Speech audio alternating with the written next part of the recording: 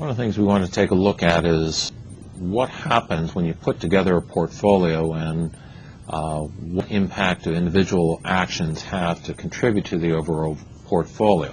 Now this involves both investment behavior, and later on we're going to see the same thing applies when we look at the firm as a portfolio of its projects. So it has a great deal of relevance that we go beyond just the investment part.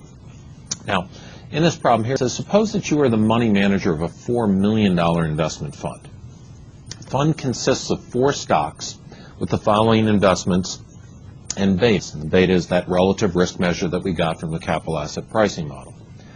If the market's required rate of return is 14% and the risk-free rate is 6%, what is the fund's required rate of return? So what we want to look at here is what's happening overall for the return. We need to first understand what is the beta or the riskiness overall for the portfolio. So here we've got these individual stocks and what their contributions are. There are weighted investments in each of these, so I'm going to create 2 things in here. One, to talk about what are the weights that we would have on each of the items that fit in here. And the second, to consider what's going on for the entire portfolio in terms of its behavior. So the portfolio itself, you can see, has investments of $400,000, $600,000, $1 million, and $2 million. So if I add all of those things up, there's the $4 million total investment in that portfolio. Now, the weights.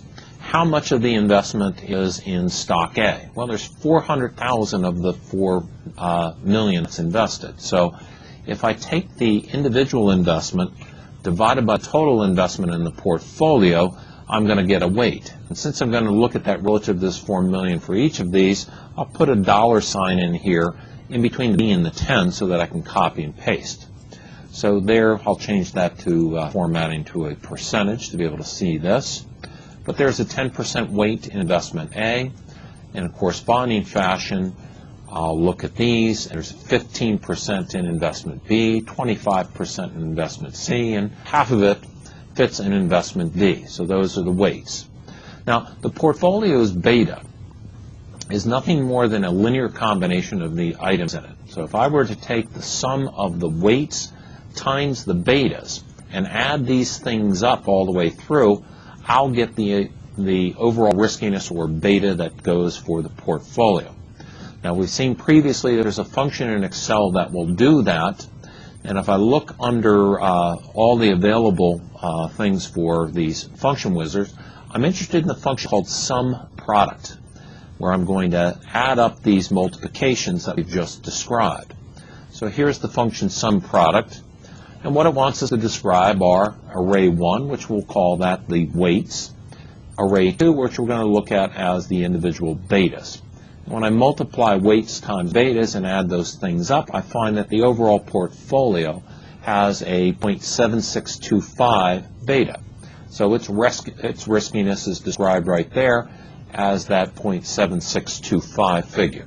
And if you look at that, we have items that range from a minus 0.5 up to 1.5. So this falls somewhere in the middle there. Now, to find the return on the portfolio, all we have to do is to take this beta that we've just discovered and place that in here with respect to the return from the capital asset pricing model.